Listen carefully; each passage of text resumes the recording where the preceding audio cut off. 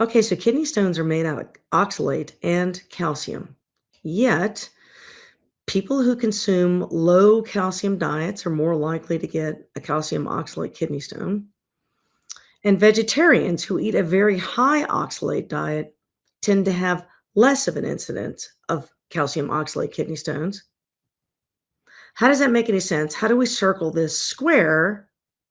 And let's discuss it. Hey, I'm Dr. Anna Toker, your friendly neighborhood colorectal surgeon, shedding some light on the role of oxalates in your diet. And I want to dispel some kind of common myths that people may have. And there's an entire push out there about avoiding oxalates at all costs for better health.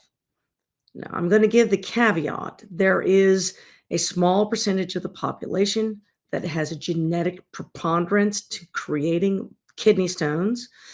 They can have kidney damage as a result. They can get kidney infections as a result. And for those people, they need to follow the advice of their nephrology doctors and their urologists.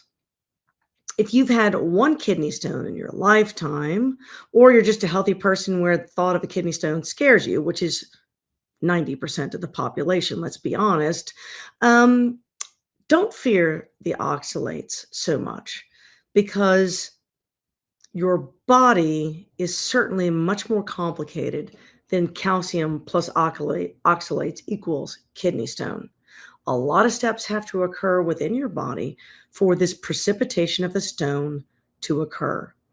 In today's segment, we're simply going to talk about where do oxalates come from, and there are two sources. The first is going to be from your diet directly, and not just what you've consumed, but what you absorb. You'd have to absorb these oxalates for them to get into your blood supply. The second place for your body to get oxalates is naturally occurring, typically from your liver. So as the days go on through the rest of this week, we're going to talk about how do those things happen? How do I limit the oxalate absorption in my body?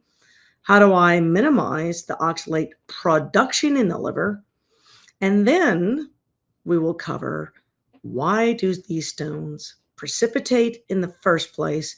And then what can you do to prevent that precipitation, having done all other things?